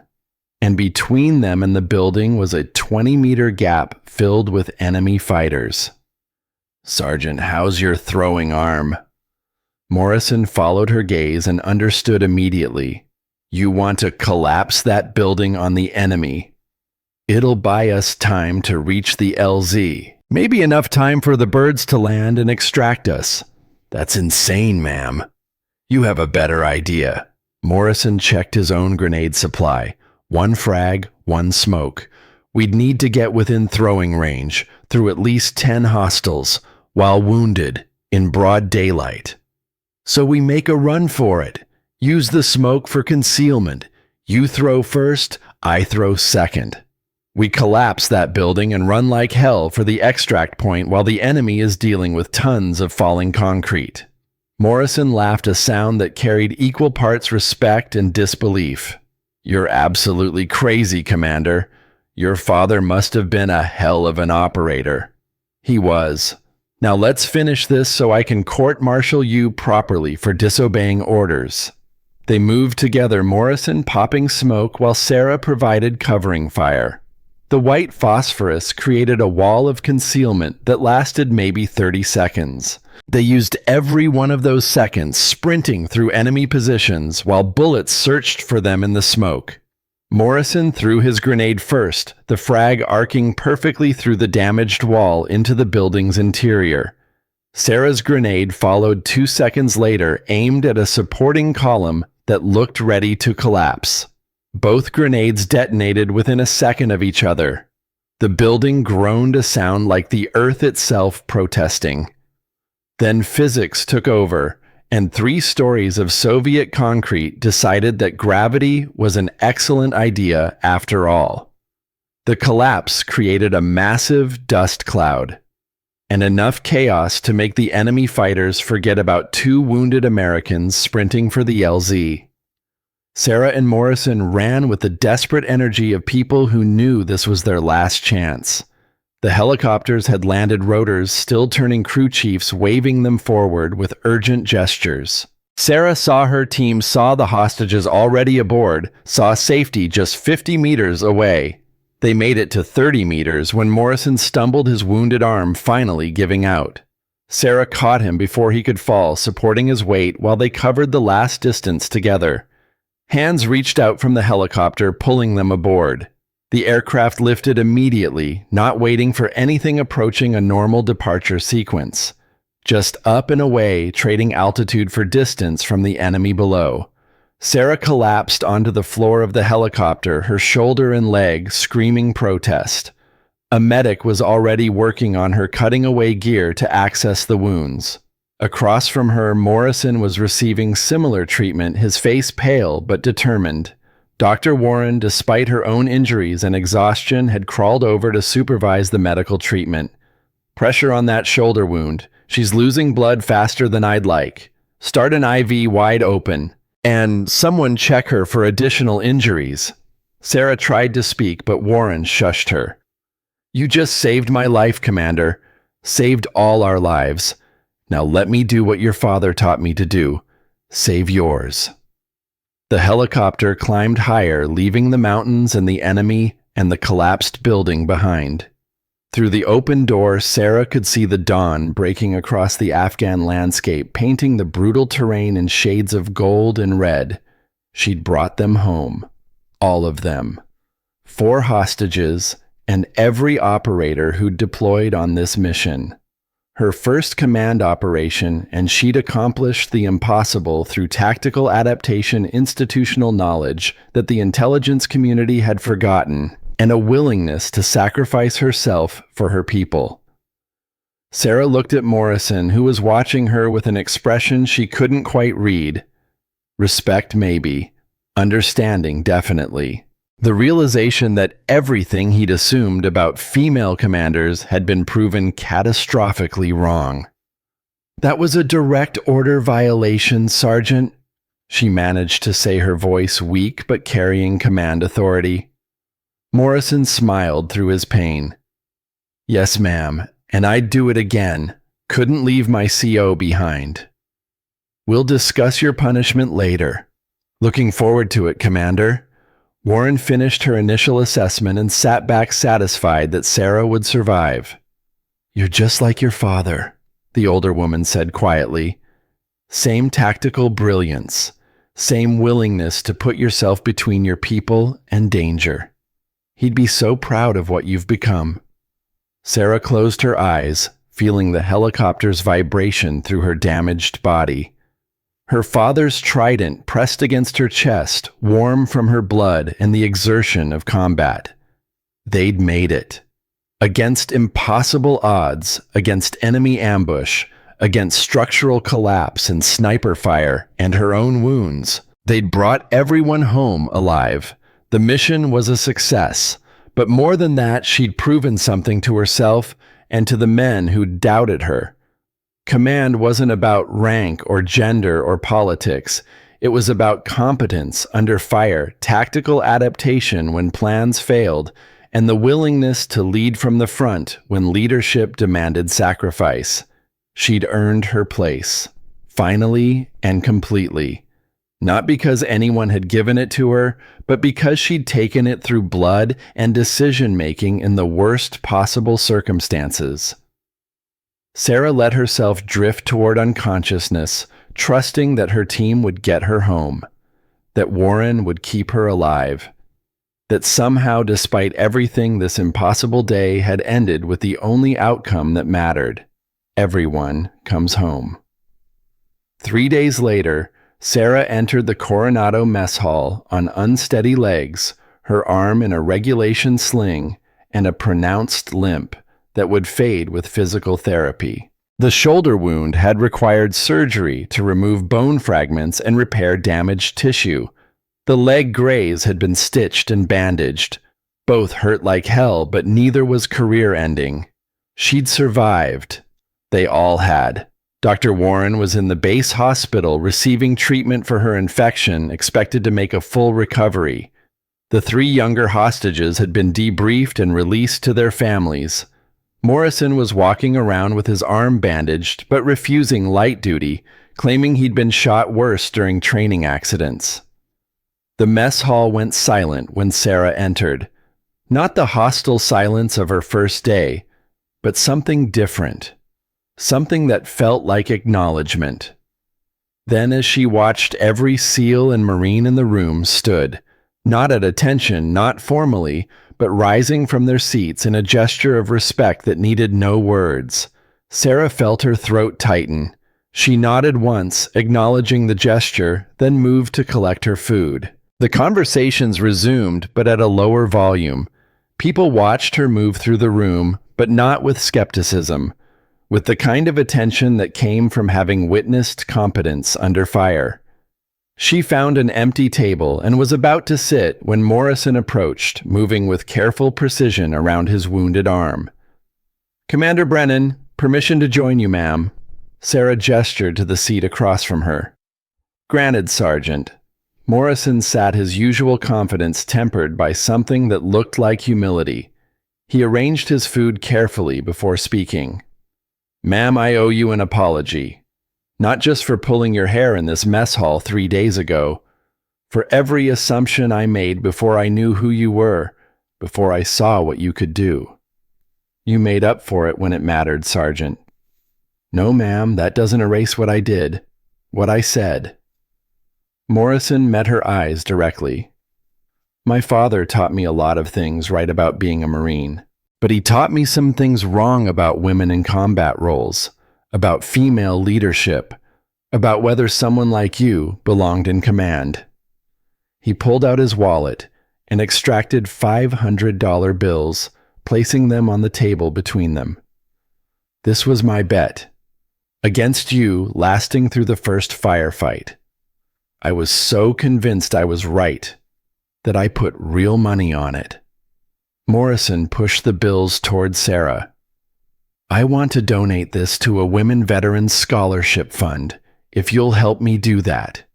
If you'll let me try to fix some of the damage men like me have done." Sarah looked at the money, then at Morrison. The gunnery sergeant who dismissed her so casually was gone.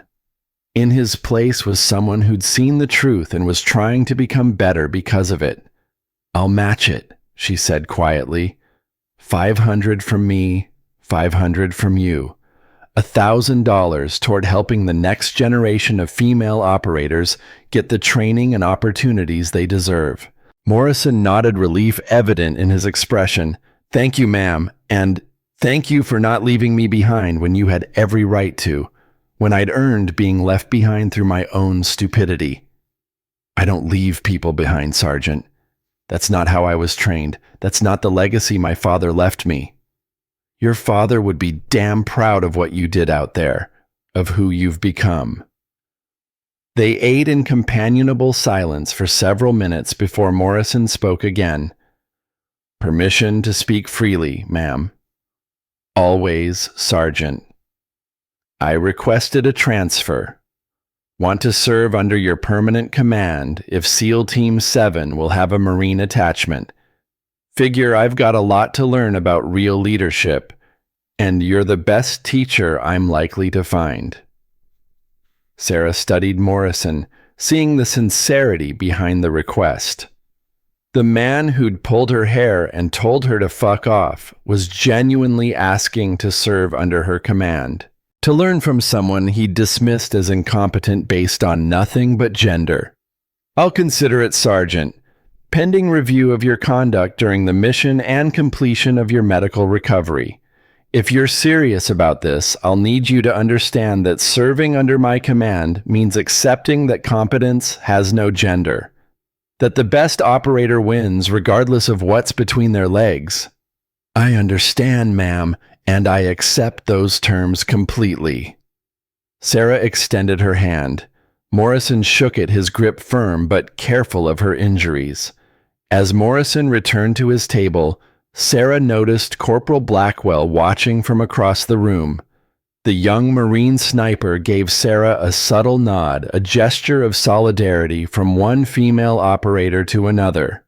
Sarah returned the nod, understanding what it meant. They were still rare, still fighting for every ounce of respect in a world that wanted them to fail. But they were winning, one mission at a time, one converted skeptic at a time. One perfect shot that proved capability trumped prejudice. Sarah finished her meal and disposed of her tray. As she walked toward the exit, she touched the pocket where her father's trident rested. The metal was warm as always, a reminder of legacy and sacrifice and the particular burden of following in footsteps that led to early graves, but also a reminder that some things were worth the cost, that proving yourself in the hardest possible circumstances was its own reward, that bringing people home alive against impossible odds was the purest form of command. Later that evening, Sarah sat alone in her office reviewing the after-action reports from the mission, recommendations for decorations, incident analyses, intelligence assessments of what had gone wrong with the original planning and how to prevent similar failures in the future. Her phone rang. The caller ID showed an unfamiliar number.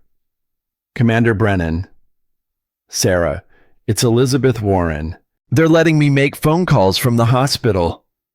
Sarah sat up straighter, ignoring the protest from her shoulder. Dr. Warren, how are you feeling? Better. The antibiotics are working. The infection is responding to treatment. They tell me I'll be stateside in another week for continued recovery. Warren paused. I wanted to call you personally, to thank you, and to tell you something about your father. Ma'am, after your father saved my life in Kuwait after he died training my replacements, I made a promise. Every life I saved, every person I helped over the next 30 years, that would be his legacy, that his sacrifice wouldn't be for nothing. Warren's voice caught slightly. I kept that promise. Thousands of people alive today because of the skills your father helped me learn. I know, ma'am. Your letters meant everything to my mother, to me. But now you've saved my life, saved all of us, which means the legacy continues. The people I help from this day forward, that's your legacy now. Your father's sacrifice passed through me, passed through you. 3 generations of Brennans, all dedicated to bringing people home alive. Sarah felt tears threatening but forced them back. That's the job, ma'am. That's what we do. It's more than a job, Sarah. It's a calling. And you answered it the same way your father did, with competence and courage and a willingness to sacrifice yourself for others. The trident you wear, you've earned it in ways most operators never will. Remember that when the doubters come, because they'll keep coming, but you've proven yourself beyond any doubt. After the call ended, Sarah sat in the darkness of her office, her father's trident warm in her hand. On her wall, she'd hung 3 photographs. Her grandfather Theodore in his World War II uniform, her father James from his SEAL days, and now a photograph from the mission her Team 7 operators and Morrison's Marines together after the successful extraction. 3 generations, 3 wars, 1 legacy of service and sacrifice and bringing people home alive. Sarah placed her father's trident on the desk beside her own. 2 pieces of metal that represented everything she'd fought to achieve. Tomorrow would bring new challenges, more skeptics, more missions where she'd have to prove herself all over again. But tonight in this moment, she'd earned something that couldn't be taken away. Not respect given, not authority granted, but competence proven through blood and decision-making in the worst possible circumstances. She'd brought them home, all of them, and in doing so had proven that Commander Sarah Brennan hadn't just inherited her father's legacy, she'd surpassed it. The tridents caught the light from her desk lamp. 2 pieces of metal representing 3 generations who'd answered when their nation called. Some legacies were written in policy manuals. Others were written in the lives saved the operators brought home the impossible missions accomplished. Sarah Brennan's legacy would be both. Earned through competence no one could deny. Proven in mountains where lesser commanders would have failed. Respect wasn't demanded. It was earned, and she'd earned it. Finally. Completely. Tomorrow would bring new challenges. Tonight she'd allow herself the satisfaction of knowing everyone had come home. And that, in the end, was all that mattered.